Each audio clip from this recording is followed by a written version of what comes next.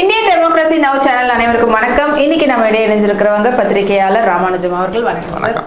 So ஓட்டு எண்ணிக்கை ரொம்ப பரபரப்பாக நடந்துட்டு இருக்குது.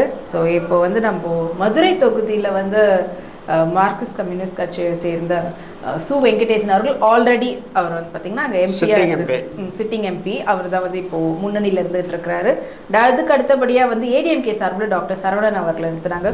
நல்ல ஒரு டஃப் ஃபைட் இருக்கும் அப்படின்னு சொல்லி எதிர்பார்த்தோம். ஆனால் அந்த அளவுக்கான ஒரு ரொம்ப இப்படி அப்படி அப்படின்ற மாதிரி இல்லாமல் கொஞ்சம் ஈஸி வின்னிங்காக இருக்குமோ? அந்த நாடாளுமன்ற தேர்தலுக்கான வேட்பாளர் பட்டியலை அறிவிச்சாங்கல்ல, அப்போ அறிவிக்கப்பட்ட பொழுது கன்ஃபார்மான வெற்றி வேட்பாளருங்கிறது சு வெங்கடேசன். நீங்கள் இந்த 39 தொகுதியில் மதுரை தொகுதியில் முக அழகிரிக்கு பின்னாடி அங்கே திமுகவிலேருந்து யாருமே போட்டி போடலாம். அதனால் அங்கே இருக்கக்கூடிய மந்திரி பத்திரப்பதிவுத்துறை மந்திரி மூர்த்தி மதுரை தொகுதி இந்த தடவை திமுக தான் நிற்கணும்ட்டு திமுக தலைமையில் கடுமையான அழுத்தம் கொடுத்தார். தேனியை கூட யாருக்காவது கொடுத்துருங்க, மதுரையை கொடுக்கணும் அப்படின்ட்டு. இப்போ திமுக தலைமையை கேண்டிடேட் சு வெங்கடேசன் தான், அதை மாற்ற முடியாது. சிபிஎம்முக்கு தான் அப்படிங்க முடிவு பண்ணி. ஏன்னா நீங்கள் இந்தியாவில் இருக்கக்கூடிய எந்த எம்பி எடுத்தீங்கனாலும் சரி, அவங்க இருக்கிற இடம் கூட பல பேர் தெரியாது. தமிழ்நாட்டில் 39 எம்பி இருந்தாங்க. நீங்கள் பார்லிமெண்ட்டில் எந்த ஒரு பிரச்சனையிலையும் முதல் குரல் சு வெங்கடேசனார். கண்டிப்பாக. அதே மாதிரி தமிழ்நாட்டில் அதாவது இந்த சாலையோரத்தில் வியாபாரம் பண்ணுறாங்க இல்லையா, தெருவோர வியாபாரிகளுக்கு முதல் முறையாக வங்கிகள் மூலம் லோன் வாங்கி கொடுத்தது சு வெங்கடேசன். இந்தியாவிலேயே வங்கிகள் மூலம் மாணவ மாணவிகளுக்கு கல்வி கடன் வாங்கி கொடுத்தார்.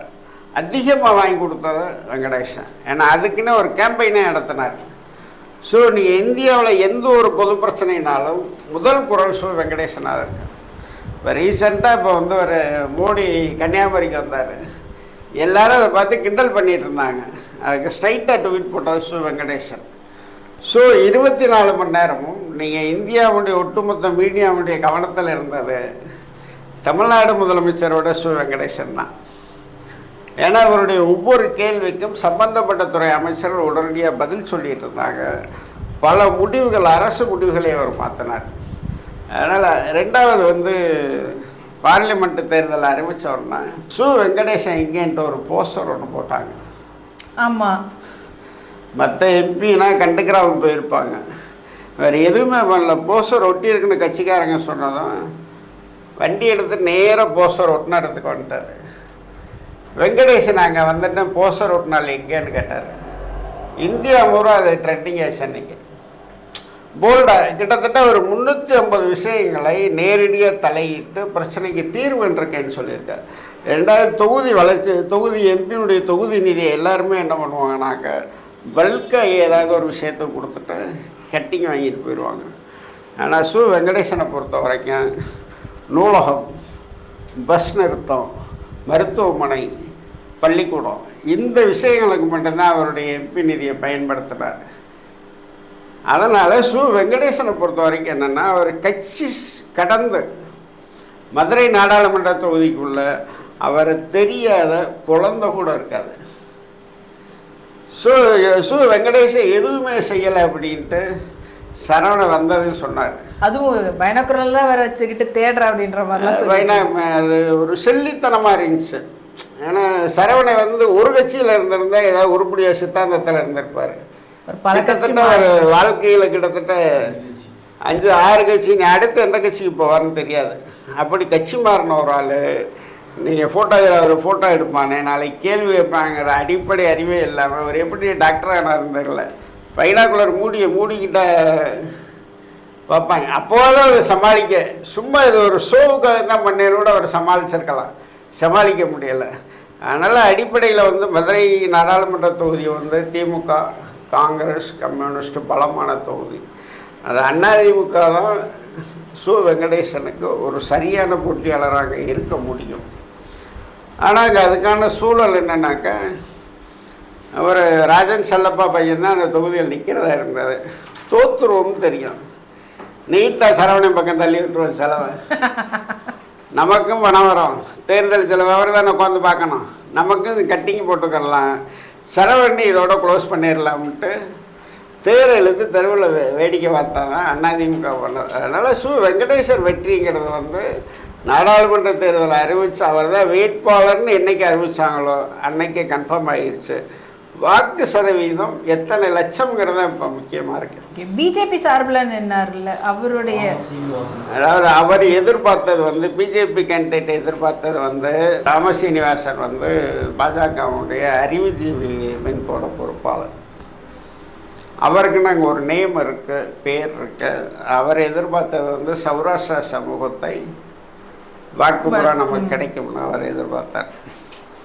அதில் என்ன கொடுமைன்னா மதுரை நாடாளுமன்ற தொகுதியினுடைய பெரும்பாலான வாக்காளர்கள் முக்குளத்தோர். ஆனால் நிற்கிற வேட்பாளர்கள் பார்த்தீங்கன்னா அவருடைய மனைவி வந்து சௌராஷ்டிரா, இவர் வேறொரு சமூகம், கலப்பு திருமணம் பண்ணவர். ரெண்டாவது இலக்கியம் எல்லா விஷயங்கள்லையுமே அவர் கிட்டத்தட்ட கல்லூரி படிப்பு முடிஞ்சதுலேருந்து கம்யூனிஸ்ட் கட்சியினுடைய முன்னேற ஊழியர், சாகித்ய அகாடமி விருது பெற்றவர், காவல் கூட்டம் நூல் எழுதினவர். இது எல்லாமே சேர்ந்து தான் வெங்கடேசனை இங்கே ஒரு செலிபிரிட்டியாக மாற்றிருக்கு.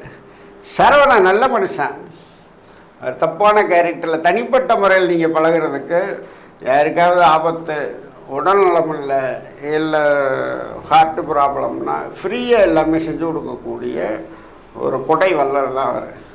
ஆனால் அவர் சேர்ந்த சேர்க்கை அது இருக்குவாருங்க. திமுகவுக்கு போனார், அப்புறம் அதிமுகவுக்கு போனார், அப்புறம் பாஜகவுக்கு போனார். மாறி மாறி வந்ததில் மக்கள் என்னடா இவ்வளோ குழப்பத்தில் இருக்கார் டாக்டர், அவர்கிட்ட வைத்தியத்துக்கு போகலாமா வேணாமான்ற மனோநிலைக்கு வர்ற அளவுக்கு ஒரு கட்சி மாறினதுனால தான் இந்த தேர்தலில். ரெண்டாவது அதிமுகவுடைய அரசியல் ஸ்டாண்டு, நீங்கள் பாஜகவை எதிர்க்கலை, திமுகவை நீங்கள் வலிமையாக எதிர்க்கலை, அப்படிங்கும்போது மக்கள் எப்படி உங்களுக்கு ஓட்டு போடுவாங்க? அதனால் வெங்கடேசன் ரொம்ப ஈஸியாக ஜெயிச்சு வர்றார். ஓகே, ஸோ மதுரையில் இருக்கக்கூடிய மக்களுடைய வாக்கு வங்கி அதிகமாக, அதாவது ஒரு கம்யூனிட்டி பேஸ்டாக இருக்கக்கூடியவங்க அப்படின்ற மாதிரி சொன்னீங்க. அதில் வந்து நிற்கக்கூடிய கேண்டிடேட் யாருமே மேஜராக இருக்கக்கூடிய கம்யூனிட்டி சேர்ந்தவங்களும் கிடையாதுன்னு சொல்லியிருக்கிறீங்க. ஸோ அப்படி இருக்கும்போது அவங்களே யோசிச்சு நம்மளுடைய வாக்கை இப்போ யாருக்கு போடுறதுன்றது ஒரு கம்யூனிட்டியை பேஸ் பண்ணி இது வரைக்கும் அந்த மதுரை நாடாளுமன்ற தொகுதியில் ஓட்டு விழுந்ததே இல்லை. ஓகே, நீங்கள் அங்கே நல்லது AC Subbaraman, RV Saminathan, P Ramamurthy, அப்புறம் ஏசி சுப்பராமன், ஏசி ராம்பாபு, எல்லாருமே இந்த சமூகத்துக்கு சம்பந்தம் உள்ளாக்கள் தான் மதுரை நாடாளுமன்ற தொகுதியில் எம்பியாக இருக்காங்க. மதுரை நாடாளுமன்ற தொகுதியை பொறுத்த வரைக்கும் அரசியலாக பார்க்குறவங்க ஜாதியை தூக்கி தனியாக வச்சுருவாங்க. அது சட்டமன்ற அல்லது மற்ற உள்ளாட்சி தேர்தலில் தான் அது எதிரொலிக்குமே ஒழிய இது மாதிரியா நாடாளுமன்ற தேர்தலில் அங்கே ஜாதியை மையப்படுத்தி ஓட்டு வாங்கி ஜெயிக்கிறதுங்கிறது வாய்ப்பே கிடையாது. மக்கள் அந்த விஷயத்தில் தெளிவாக இருக்காங்க. ஓகே, உங்களுடைய கருத்துக்களை பகிர்ந்துட்டு நன்றி.